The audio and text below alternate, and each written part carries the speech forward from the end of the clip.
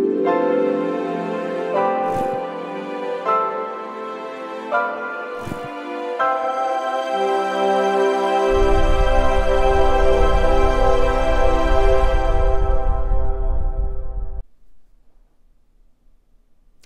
everyone, welcome back to Barter Hordes. My name is Robert and I'm here today with a tag video. This is the Love the Book, Love the Movie tag, or Love the Movie, Love the Book tag. I'm not sure what order it is in. This is a tag from a brand new booktuber, Game of Authors, Joey at Game of Authors. His first video was an original tag. So I love movies. I've started a movie project of my own, so I thought this is one I should probably do. No one tagged me. I just decided to do it.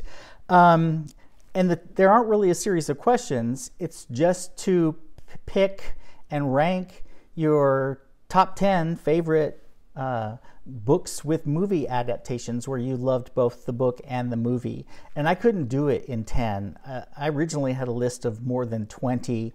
I did limit it to a ranking of 10, but I have to start with 5 honorable mentions because I really had a hard time just eliminating anything.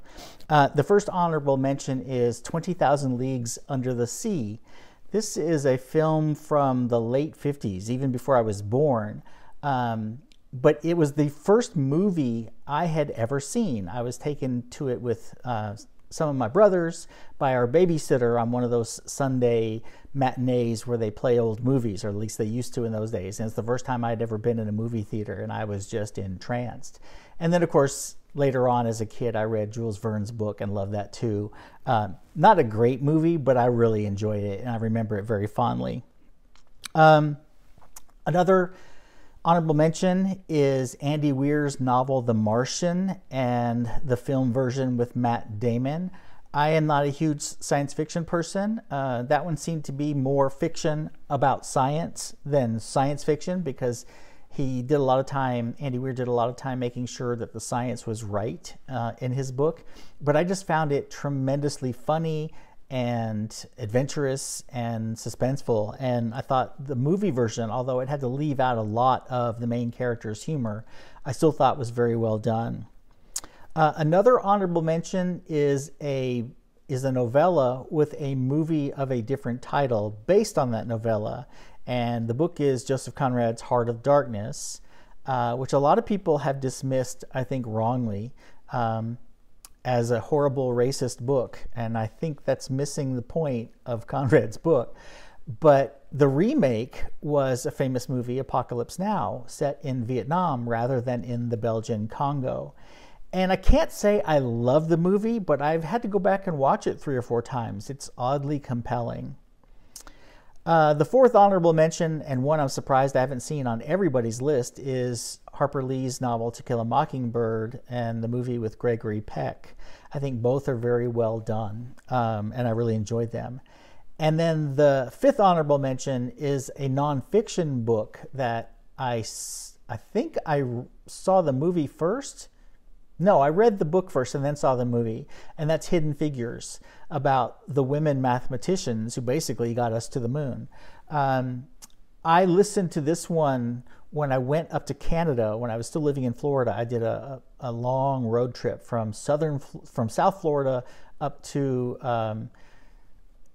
what was the name of the village? St. Andrews in Canada. And this is one of the books I listened to in the car and then saw the movie, and I thought the movie was great, although it leaves out the whole history of how NASA got started with these women.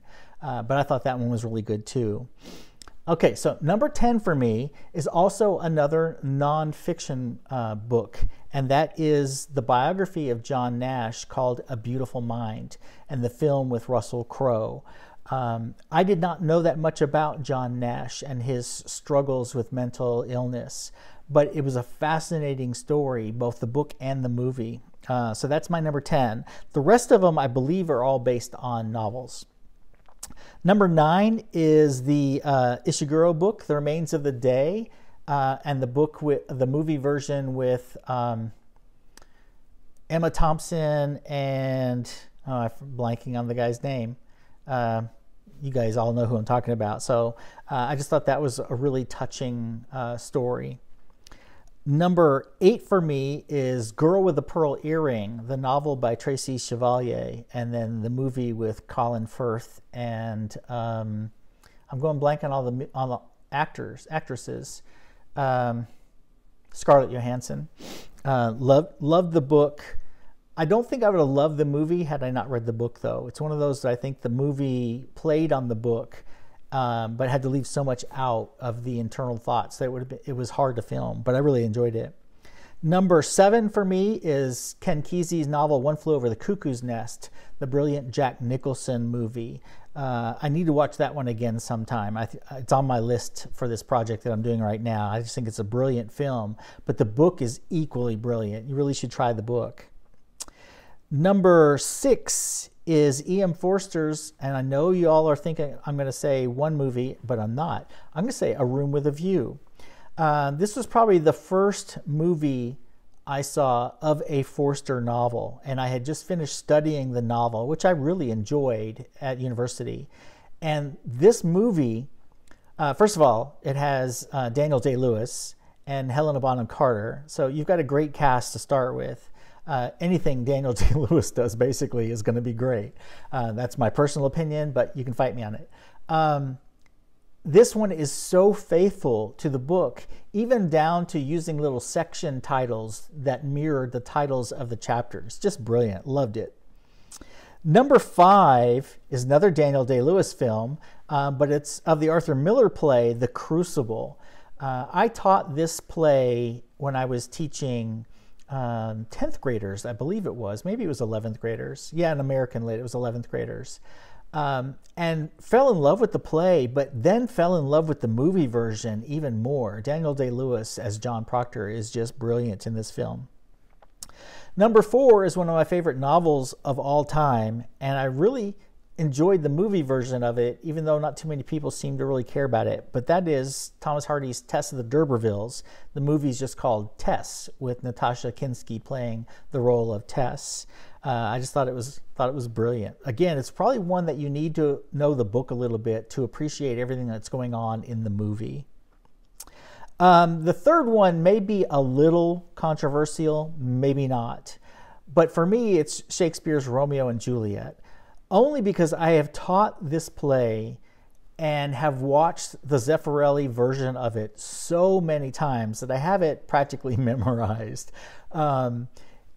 Is it a great movie? Probably for its time it was. It won all sorts of awards. Now it seems dated to the kids, but it's still very powerful. I've told this story before, but the very first time I ever taught this, it was in a 9th grade at-risk English class where the kids had all failed at least once before. Some of them had criminal records already. Some of them had children already. These are 15, 16-year-olds. And we went through the entire play and read every scene, discussed everything that was going on, and then I showed them the Zeffirelli film in school. And one of my toughest girls in that class, I'll never forget, she had a chip on her shoulder from day one and was hard to reach. She starts pacing during the scene where we're getting close to the tomb scene where they both commit suicide. And she is just unconsolable. And I asked her what's wrong, and she said she can't believe they're going to die again. She knew it was coming, and she just couldn't face it again. She had to actually go down to her counselor and sit for half an hour and calm down before she could come back. Don't tell me Shakespeare doesn't still reach people. Number 2 could have easily be my number 1 choice. It's that good in both movie and book form, and that is Thomas Keneally's novel Schindler's List, and the movie, of course, is a Spielberg movie. That is the first book and possibly the most devastating book that I've ever read that brought me to tears. That book just wrecked me. I can't watch the movie without getting wrecked. That was even more so. I'm much more emotionally affected by movies than I am by books. It's a possible, maybe the combination of the music and the cinematography and the story, everything, I don't know, but that movie wrecks me. But the book did too. A fantastic, fantastic novel, even though it's extremely painful to read. That could have easily been my number 1. The reason it's not my number 1 is just sheer number of times I've read and watched my number one, and it's probably the most basic pick of all, but it is Jane Austen's Pride and Prejudice.